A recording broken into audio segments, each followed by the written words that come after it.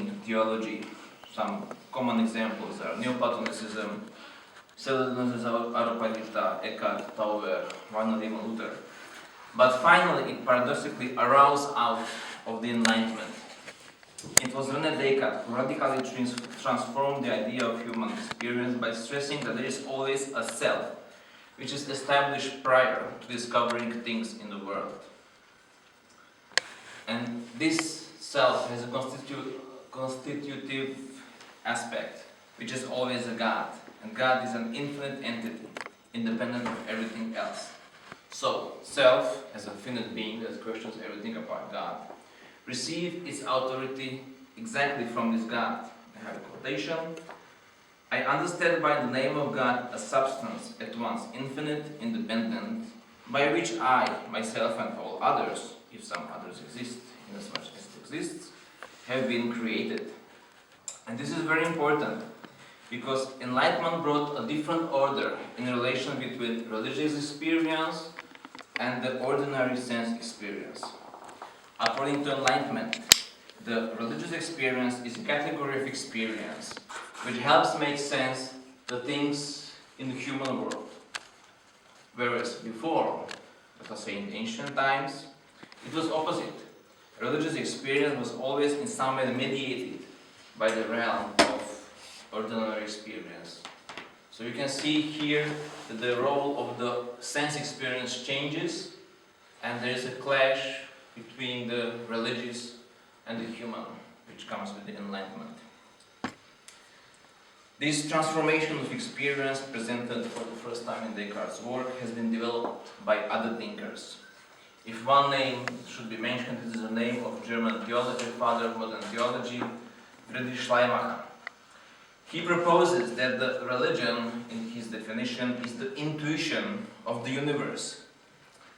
Problem with the word intuition, same as with the German equivalents Anschauung or the Czech Názor, is that lost its original empirical meaning.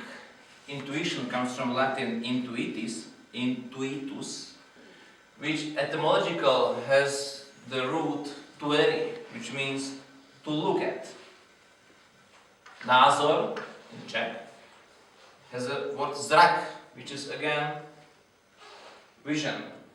Schauen in German and Schauung is again, it's a normal empirical looking at vision. But this original meaning is lost and received so-called spiritual meaning. And if you think how you use the word intuition in your everyday language, it is something which is beyond rational, beyond empirical, something really spiritual, intuition. But for Schleiermacher, this is important, is that he wants to keep this empirical and spiritual meaning always together in the game, because religion roots in the basic experience which belong, as on the one side the pure empirism, sense perception, and also a spiritual look behind, in that vision behind the visible. Schleiermacher also talks about religion, about the relation between universal and individual, and the world as a whole, and its content is applied not by argument or discourse, but by spiritual side, but also world as particular, which we can experience with our senses. And there is a very nice quotation where he compares the universe and the dust on the same level.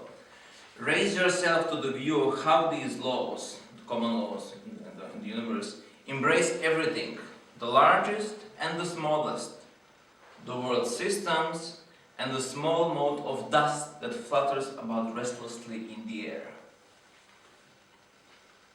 So he always keeps this universal and individual together.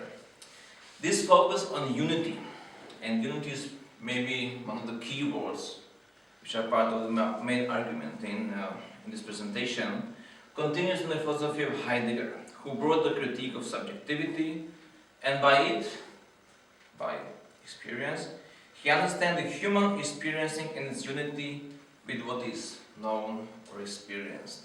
The main questions becomes not only what the experience is and how is it to be understood, but also to whom does it occur, and how this to whom can be understood in its concrete and particular appearing context.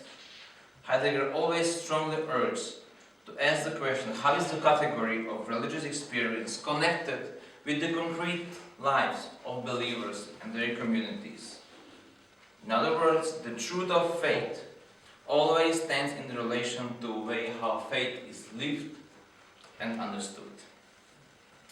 Heidegger's student in quotation marks Gadamer, name quite famous, IBTS, developed the project of philosophical hermeneutics, which is first of all a hermeneutics of humanities, of the human sciences, but not simply only this.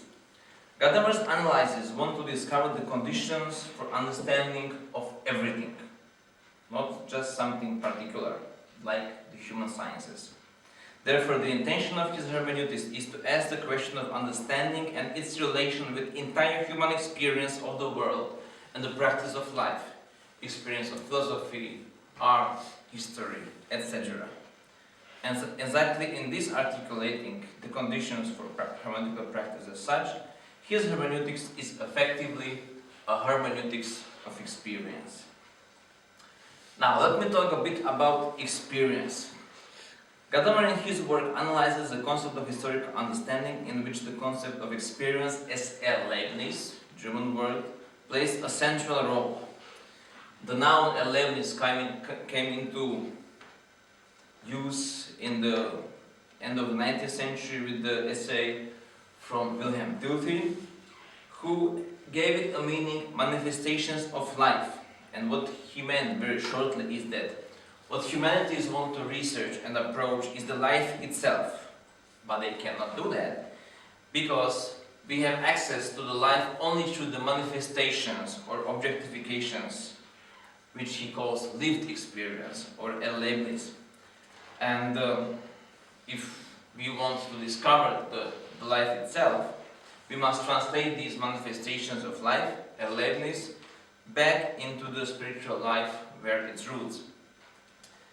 This claim is not without the problems, and the biggest problem is that the momentary Erlebnis is always a presentation of the certain episode of life, but not of the totality of life. And so basically Dilthey broke the relation between universal, so total, and individual, which we have from Schleiermacher. Therefore, Gadamer in his analysis doesn't use the term Erlebnis, which he criticizes, but the broader term Erfahrung. So I'm sorry for these lessons in the Latin and German, but it is very important, and there will be also a lesson in English also in a few moments. The word Erfahrung echoes the sense of traveling. The word fahren means to travel, to wander.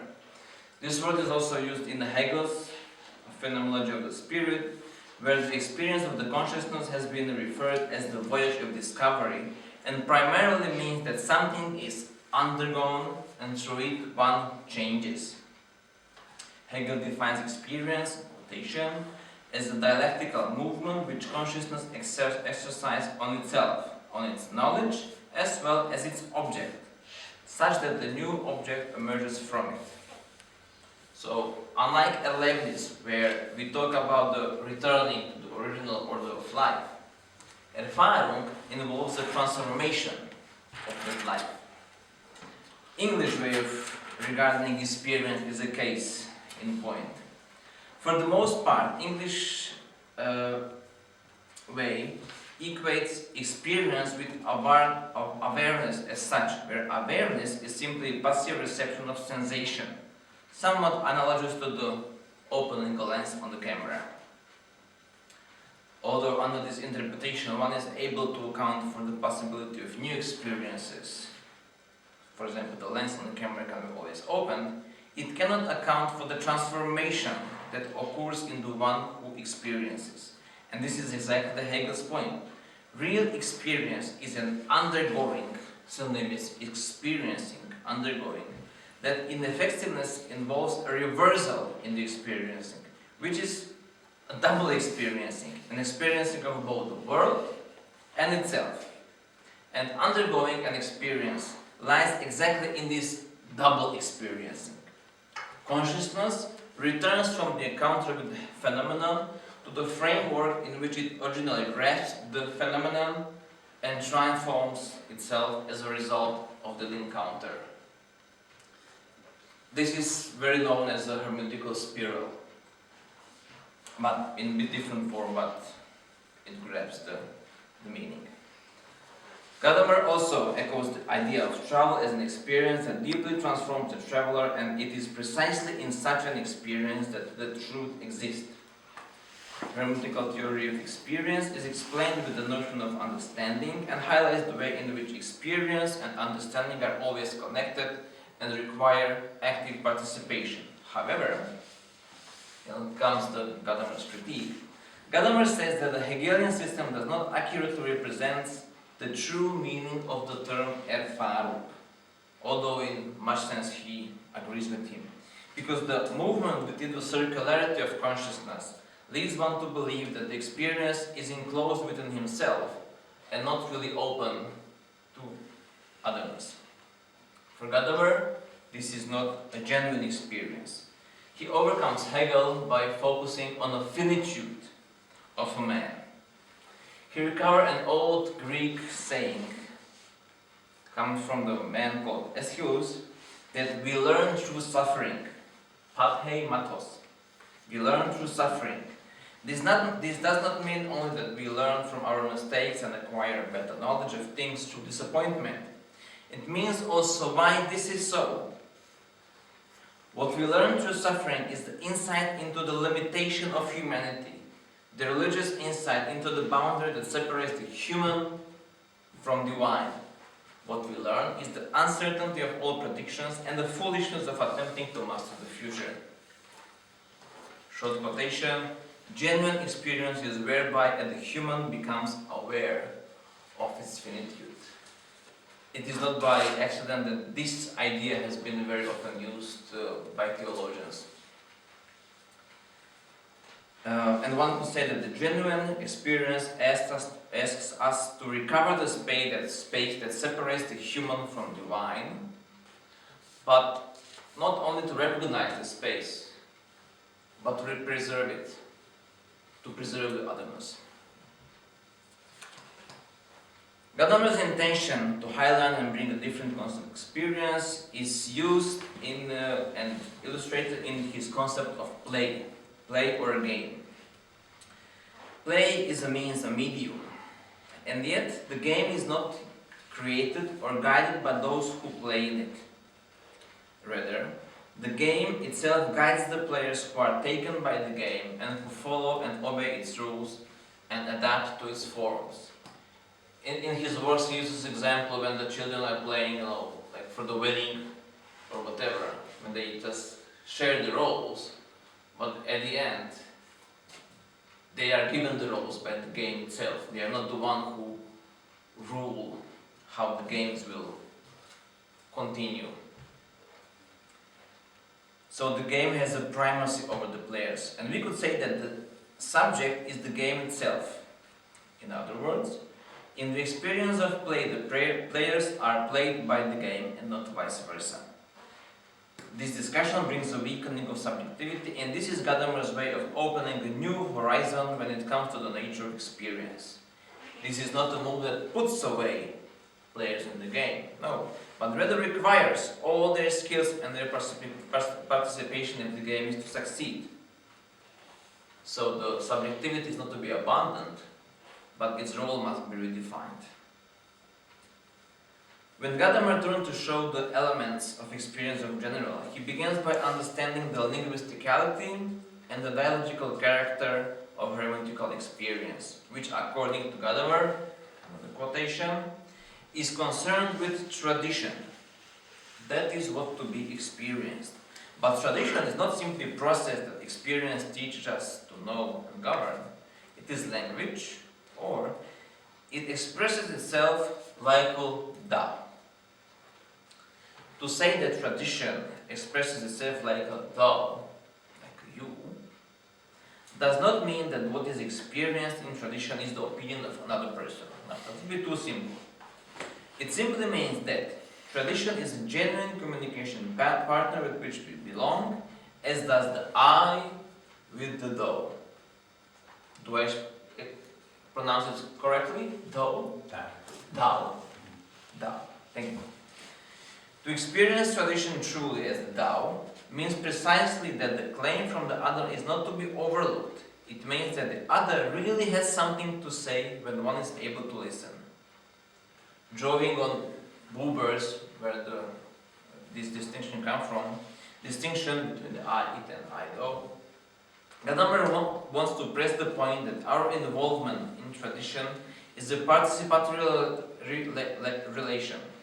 Even more, a dialogical participatory relation. By relation I-thou, Buber means a relation characterized by directness, involvement, mutuality, where thou is not an object, but it is in relationship with an I. The I-thou relation is the true relation as a subject-to-subject relation. Gadamer adds a new layer of participating and sharing the meaning and sharing the tradition. In looking at Gadamer's text, the meaning of experience implicit in I-thou relation unfolds on 3 levels. I will skip first 2 and come to the third one, and that will be the last paragraph of my presentation. Third and genuine form of encountering and experiencing of the thou is the recognition of the other in a fundamental openness. Longer quotation. Belonging together always also means being able to listen to one another. Openness to the other, then, involves recognizing that I myself must accept some things that are against me, even though no one else forces me to do so. Thus, in the genuine experience, there is the possibility of being corrected by the other. The corresponding hermeneutic experience is the recognizing of the truth claim that tradition presents. Tradition has something which is called the fundamental openness, the openness to experience of what is alien and other. In view of this form of experience, we can say that hermeneutic experience is the encounter with the voice of other. And the openness to experience, as the willingness to listen, means accordingly not to consume and assimilate the other, but to suffer what is beyond oneself. But there is no waiting to be addressed. One is always addressed by the voice of other, even if it happens behind my back. Thank you. Thank you, Zdenko. It's a bit too hard to follow after lunch, but because I haven't had a lunch, be alert and acute in following this heavy philosophical stuff. Who is the next? Christology, of course.